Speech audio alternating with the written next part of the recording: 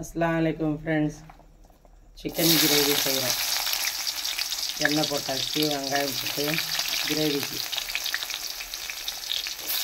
வெங்காயம் வதக்கிட்டு கிரேவி செய்யலாம்னு சொல்லிட்டு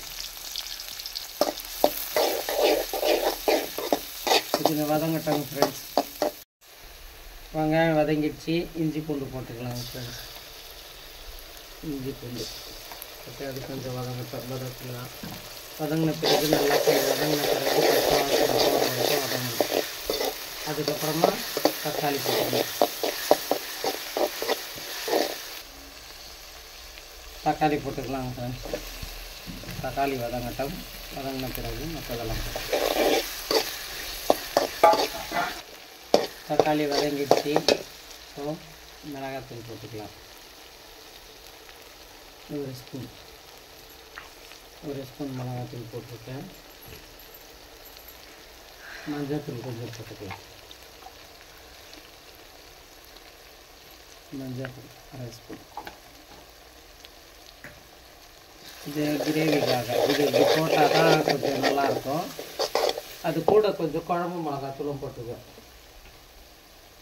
கிரேவி நல்லாயிருக்கும் சூப்பராக இருக்கும் அதுக்காக கொஞ்சம் நாங்கள் குழம்பு மிளகாத்தூள் வீட்டில் அரைச்சது அது 2 ஸ்பூன்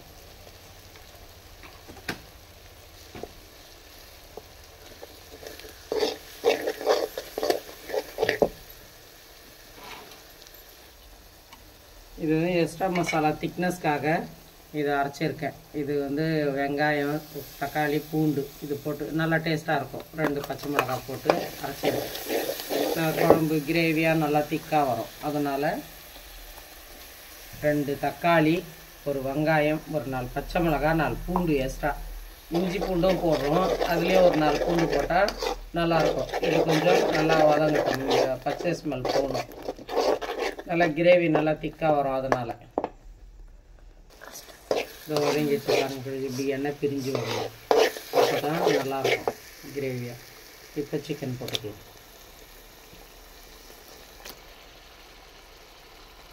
தண்ணீர் ஊற்ற வேண்டாம் இதுலேருந்து இதில் வர்றதே போதும் நல்லா புழிஞ்சு எடுத்துருக்கோம்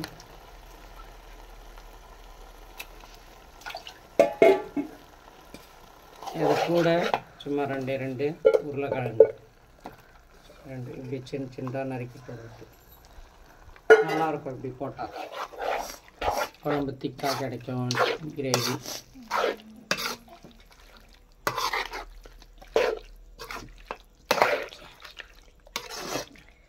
வேகட்டும் அப்படியே வேகட்டும் இந்த தனியாத்தூள் கொஞ்சம் போட்டுக்கலாங்க ஃப்ரெண்ட்ஸ் 2 ஸ்பூன் இதில் நான் வீட்டில் அரைச்ச கரம் மசாலா வீட்டில் அரைச்ச மசாலா அது ஒரு ஸ்பூன் இந்த சின்ன ஸ்பூன் தான் இது ஐஸ்கிரீம் ஸ்பூன் இதுலேயே தான் 1 ஸ்பூன் போதும் அவ்வளோ போட்டு நல்லா இப்படி கிளறி விட்டு நம்ம அந்த தண்ணியே வத்துற வரைக்கும் அதுலேயே வேகணும் அதுக்கப்புறமா நமக்கு தேவை கொஞ்சமாக ஜார் கழுவி கொஞ்சமாக கிரேவி ஊற்றிக்கலாம் தண்ணி கிரேவிக்காக இப்போ அந்த தண்ணியிலையே வேகணும் இதிலே வேகட்டும் கறி வெந்துருச்சான்னு பார்த்துடலாம் பாருங்க சூப்பராக வெந்துருச்சு நல்லா வெந்துருச்சு நல்லா வெந்துருச்சு